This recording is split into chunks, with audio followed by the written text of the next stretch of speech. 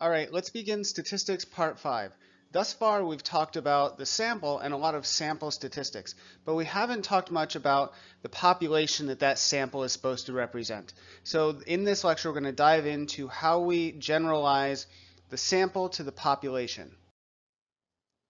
So you'll remember this slide from a few lectures ago. You have a sample and you have a population that are both normally distributed. Now what you'll notice here in this image is that the population mean and the sample mean, that's the center of both normal curves, are not perfectly aligned. And this is typically the case. Statistically, you're probably not going to have your sample mean perfectly aligned with the population. So the question that we want to ask is, how confidently can we generalize our sample statistics to the population?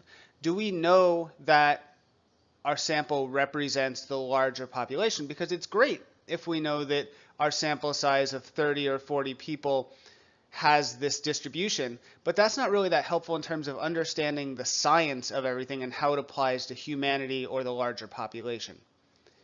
And so we need to work with those statistics and working with those mu's and those lowercase sigmas there to try to figure that out.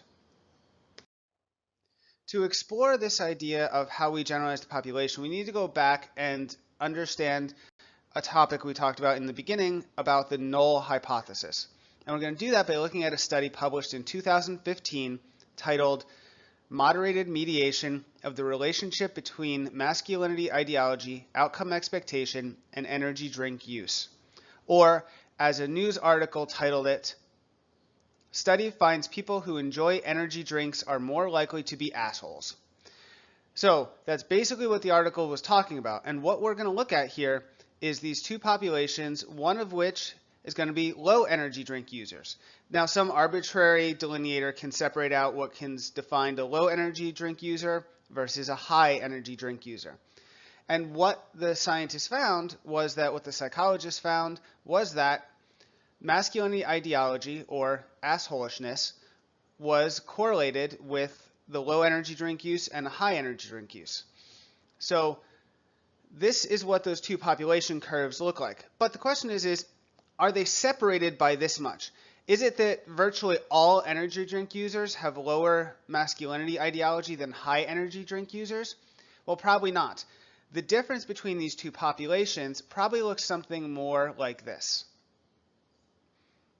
where the means of the two populations are closer together. And when we talk about generalizing to the population, that's what we're looking at. We're looking at the means of the distribution and how much they are separated. That's what we're interested in. And that is what we were doing with our sample statistics also, was we were looking at the means of those elements. Now, how does this relate to the null hypothesis? Well, the null hypothesis says that two populations have the same mean unless shown to be different, meaning these two population curves are assumed to be perfectly overlapping with the same mean unless you can show evidence that they're different. Now, in this specific case, the null hypothesis would be both high and low use energy drinkers have the same mean masculinity ideology, meaning that these two curves overlap and they have the same center value for the masculinity ideology. Now, what the study showed was that this null hypothesis was not true. And so we reject the null hypothesis as the special terminology. In the last example, it was pretty easy because we're only using a binary variable, meaning it was either low energy drink users or high energy drink users. However, in other cases, the null hypothesis may be applied to a continuous variable. So, more generally, for a continuous variable, that's one that's not categorical and certainly not one that's binary like low and high or male and female, we can generalize that null hypothesis to mean that an independent variable causes no change in the mean of a population's dependent variable. Now, this is actually the same thing that we did with the sample, and in the background of this slide, you'll see that there's a horizontal line, meaning that there's zero correlation. Well, that's what the null hypothesis is effectively saying. It's saying that that independent variable that you're measuring is not correlated with the dependent variable, meaning it doesn't shift the population's mean. Because whenever we're doing our sample statistics, we're also looking at the mean. And so we're not really interested in the distribution itself, but really, as we can explain, the variance, and does the mean shift for the sample, and then more generally, does it shift for the population? Now, in the opposite case, where we do have a strong correlation, meaning that in our sample statistics, that the mean of the sample is shifted by the independent variable, we can see that this is the case, and we have that normal distribution where the mean of that normal distribution gets shifted as it goes up on this correlation. But the problem is that this is just our sample. And so that's wonderful and all that we understand our sample, but the question is, can we generalize that to the population? And more particularly, can we confidently generalize this result to the population? And that's the parameter that we're always trying to figure out is, okay, so I took this data on some group of people. Can I confidently say that that's true of the population? And so another way of stating that same thing is to suggest that can we reject the null hypothesis? Now remember, the null hypothesis is that there's no change in the mean based on the independent variable. So if there is a change, we are rejecting the null hypothesis. That's the terminology we use in statistics. So what we're going to look at now is how do we actually calculate those statistics that tell us if we are confident in our generalization or if we can't make that leap from the sample to the population. So now, in order to compute whether or not we can generalize a sample to a population, we create what's called an ANOVA table. So we'll get into more with ANOVA later on in the course, but for right now, we're just going to look at it as a table of values that we're going to calculate. And so when you start to calculate an ANOVA table, in your first column, you're going to have your estimate, your residual, and your total. So remember that from the last lecture when we talked about how to compute your model and the variations in respect to that model. Our first column then, as we calculated in the last lecture also, is your sum of squares. So your sum of squares of the estimate, sum of squares of the residual, and sum of squares of the total. Now remember that your estimate plus your residual should always equal your total because they're all just percentages of the total. So it is how much of the variation is explained by your model. Next is what's called the degrees of freedom. Degrees of freedom are what tell you how much room you have to actually play around with your model and estimate things. Now typically your residual is going to be much, much larger than your estimate. Your estimate is determined by the number of parameters in your model. And so when you see here that says p minus 1 for the estimated degrees of freedom, what that means is it's the number of parameters minus 1. Now if you remember what we're calling a parameter, those are your estimated values for your model. So that's the slope, b1, and your intercept, beta 1, and your intercept, beta naught. Now, in this case, you only have one slope and one intercept. So your number of parameters here is 2, which makes your p minus 1 is going to equal 1. Pretty easy. However, it is possible to have more than one independent variable, and you might have a model that looks more like this. You could have, where you've got two independent variables, you'll have a beta 2, a beta 1, and a beta naught. And so in this case, your parameters is 3, so that's going to make p minus 1 equal 2. So it just depends on how many independent variables you have. So over here, we've got p minus 1. Now in the next residual is going to be n, which n is always the total number of participants in your sample, or the total number of items in your sample, minus p, the number of parameters. So it's n minus p. So if there was 14 sample points in your data, then n minus p in this case, where p is 2, would be 14 minus 2 would be 12. So that's how that basically works. And just like your SST, the sum of your estimate plus your residual should equal your total. So p minus 1 plus n minus p should equal n minus 1. Now remember, when we're dealing with samples, we're always dealing with n minus 1 instead of the total. That's why we divide our variance and our covariance and our standard deviation by n minus 1. So your total standard deviation should be n minus 1. Now the next set of things you need to calculate is what's called your mean square. Your mean square estimate, your mean square residual, and what you could call your mean square total. However, in the case of mean square total, we already have a term for this, and that's variance. So if you take your SST divided by n minus 1, that's by definition the variance. So we already know that, and when you look at an ANOVA table, they probably won't even list this value because they would have done it somewhere else. For the other two, however, your mean squared estimate and your mean squared residual, that's just your sum of squares estimate divided by your degrees of freedom, and your sum of squares residual divided by your degrees of freedom, whatever they happen to be. And those are going to be your mean squares. Once you have those, then you go on and you calculate your F value. So your F value actually corresponds to another type of probability distribution, but we'll get into that much, much later. For right now, you just need to know how to calculate the number. And the F value is going to be your mean squared estimate divided by your mean square residual. So as you can see here, there's a trend. We just work our way from the left to the right all the way through as we calculate our values. And we get less and less, and we're honing in on that value that's going to tell us, can we generalize to the population? And that's actually the last value. The last value is called your significance level, your p-value or your alpha. Those are all the same thing. They're terms for the same quantity.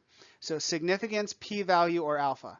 Now, unfortunately, there's no formula for this, and you must use a calculator or data table to figure it out. So I will show you an example of that. You can easily search online to say, to look up F distribution calculator online pretty easily. So let's take a look at what that looks like.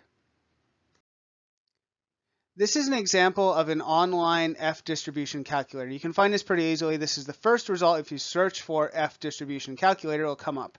Now what you put into this is one, the degrees of freedom of either your estimate or your residual. It doesn't matter. These are both interchangeable. So you put in your 2 degrees of freedom for your estimate and your residual, whatever that is, based on your SSE and SSR. And then in some cases, in the example I said, that would be like 1 and 12 into here. And then you're going to put in under the F value, you would put in the F value that you calculated that was MSE over MSR, like that. And then you'd hit calculate, and that's going to pop out for you a percentage of probability. So it'll be a number between 0 and 1. And then that will tell you whether or not you meet your significance level. Now we're going to go through an example in a little bit, but before we do that example of figuring out what your significance level is, let's talk about what that significance level tells you about the sample to the population statistics. Here we have a decision chart, and this decision chart tells us how to understand that p-value. Now there are 4 possible outcomes for a decision of generalizing from the sample to the population. And they're broken down into whether or not the null hypothesis is true or false, and whether or not our decision is to either reject the null hypothesis or to fail to reject the null hypothesis. Now we'll look at each one of those in turn. Firstly, our 2 correct decisions, here and here, are determined by, let's say that the null hypothesis is false, right here. If the null hypothesis is false, that means that the independent variable and dependent variable are correlated in the population, and they do have an impact on one another. All right, so that would mean to make a correct decision, we would need to reject the null hypothesis, which tells us that they're not correlated and they don't have an effect. Now, conversely, if the null hypothesis is true, meaning that the independent and the dependent variable are unrelated, then if we made the correct decision, we should fail to reject the null hypothesis. Now, why do we say fail to reject the null hypothesis instead of just saying accept the null hypothesis? Well, there's a very important reason you need to understand, and it goes back to that whole thing about not being able to prove things in science. We're not saying that we accept the null hypothesis is true. What we're saying is that we lack the sufficient evidence in order to reject the null hypothesis. So we fail to reject it. We're not saying we accept it. We're saying we don't have enough evidence in order to reject it. So those are the two correct decisions. Now, the other incorrect decisions are, one is called a type 2 error. And this is when the null hypothesis is false, but we fail to reject it, meaning that there is a correlation between the variables, but we fail to reject. Now, this occurs when our testing method and our operationalization, all those things that I'm trying to get you to do to prepare for your experiment, are not good enough. When your sensitivity to what's going on is not strong enough to be able to detect the difference, then you're not going to see that there is a difference, and so you're not able to reject the null hypothesis. And so you fail to reject it. So that comes from primarily your testing methods and how good you are at trying to detect that there is a difference between the population that you're looking at in terms of your independent variable. Now, the other type of error is called a type 1 error, and this is what we're looking at when we're talking about p-value.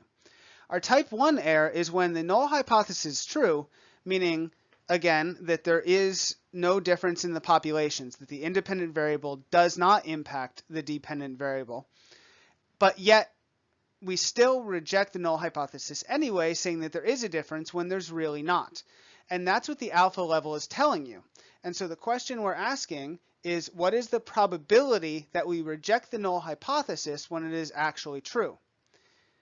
And that is called the probability of a type 1 error. And that's what was determined by our p-value or our alpha. What's the probability that there really is no difference, but we detect that there is a difference? So that in social science is given an alpha value of 0.05 or 5%, meaning that we'll accept a risk level that there's a 5% chance that we are saying that there's an actual difference when really there's not. And this is where that thing that I said that statistically speaking, 1 out of every 20 studies in social science that's published is incorrect, because we allow for a pretty high threshold in social science that's 5%, when our sample data says, yeah, there's a difference, but really we can't truly confirm that in the population, or at least only to a 95% certainty. There's still that 5% uncertainty that we've committed a type 1 error. And so that's very important to remember, that 1 out of every 20, statistically speaking, is probably wrong in social science, because we're generalizing the population when we really can't. Okay, so now let's take a look at our sample data from the previous examples, and let's figure out what our p-value is for this data. Now, from the last lecture, we calculated that the SSE is 2,641.8% squared. Now, that's sum of squares estimate, which is the amount of variation explained by our model estimate, our linear regression.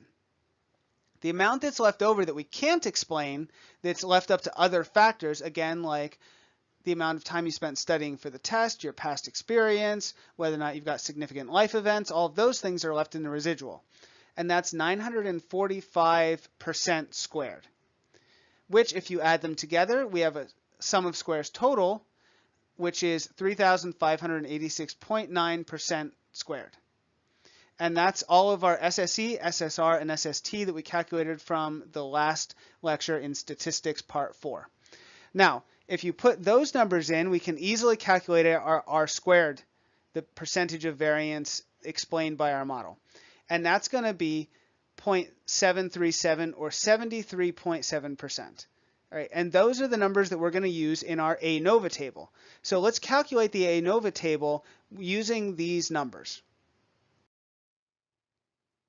Here we have our sum of squares already set up into this table. And what we need to do is calculate our degrees of freedom, our mean square, our F value, and our P value. Now, our degrees of freedom, if we remember our model that we used had one independent variable, and that was sleep. So our number of parameters, so that's going to be p minus 1, right? So our number of parameters, we have one slope and one intercept. So we have two parameters to work with, and that's it. So it's going to be 2 minus 1, and that's going to equal 1 for our degrees of freedom for our estimate. Now, for our total is equal to n minus 1. Now, our sample size in that case was 14, so that's going to be 14 minus 1, and that's going to equal 13. And so that is the total that we have in the middle. Now, if we were to take in the middle here for the residual, we're going to have n minus p, right? Or we could also subtract the total from the estimate. Either way is going to work.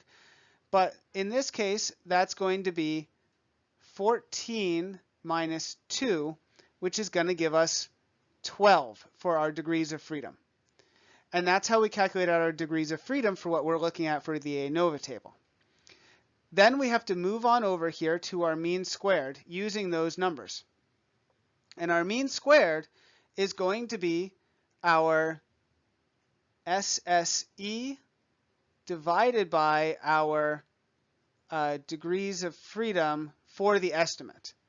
So that is going to give us a grand total if we take our sum of squares estimate divided by 1, we get back the same number since it's 1, which is going to be 2,641.41.8 for that ANOVA table.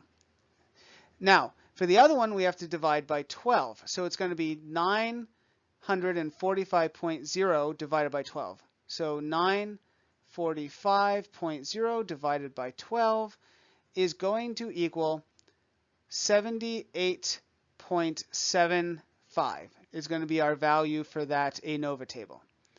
Now next, finally, for our F value, we're going to have our MSE divided by our MSR. And that, if we divide those two numbers, that's our 2,641.8 divided by 78.75. That's going to give us a number that is 33.55. So that's our F value. Now, in order to work with that F value, we now need to use the online calculator.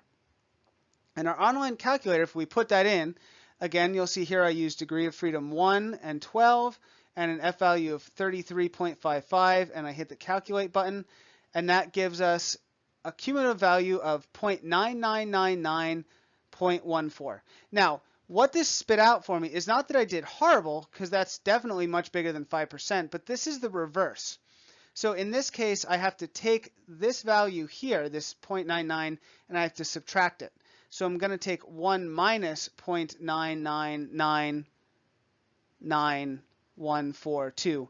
And so I'm going to end up here with a value, a significance value, that's going to be 0.000009.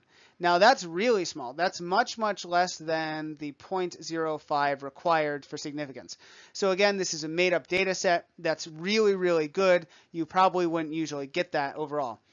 Now, the reason you have to subtract it is because what this F table is really doing is it's giving you the area under the curve. And so what we're interested in, our alpha value, is this area under the curve right here, this little bit that's left at the tail under this area. So when you put in the F value, what we want is the area that is to the right of that curve. However, this cumulative probability here is giving us the area in the opposite direction. So what it's giving us is this whole area over here instead. So that's why we have to subtract 1 from it. This probability distribution is giving us the other half of it. So you just have to keep that in mind and know what the calculator you're using is doing, whether or not it gives you the direct answer or you have to subtract from 1. Now, the last point about this data table here is what are the factors that determine whether or not you have a high or low F value. Higher F values are always good. So I want to make that point. So here, higher is better. So we want to have higher F values because that will push this alpha value more in this direction. So we want to get that as low as possible. We want to push the F value as far to the left as possible on that number line. Now, what are the factors that determine whether or not that's high? Well, there's two. It comes from A, our sample size, our n minus 1 here. The bigger our sample size, then the bigger the F value is going to be. So that makes sense, right? If we can generalize the population, the more people we can include in our study, the more confident we can be that that generalized the population. So the 1 is our sample size. Our sample size determines how confident we are in generalizing the population. And then the other thing is the sum of squares of the estimate. How much does our model explain? So the more variation explained by our model, the higher the F value. So more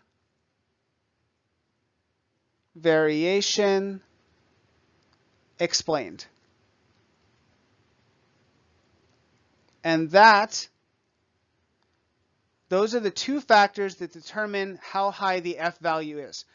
Higher variation explained and bigger sample size will tell us whether or not we can generalize the population. The bigger that those two values are, the more confident we can be in our generalization. Okay, so that's it for this lecture. That explains everything in terms of calculating your p-value and figuring out whether or not you can generalize to the sample. If your p-value is at 5% or less, then you can publish and you can get that study out there. And the way you get that small p-value is by increasing the amount of variation explained and by increasing your sample size. Those are the two ways that you can do it. And so think about that as you're planning your own experiment and your own study. Bigger sample sizes are better, as are more accurate models. The more variation your model can explain. All right, so that's it. Have a good night. That's all, folks.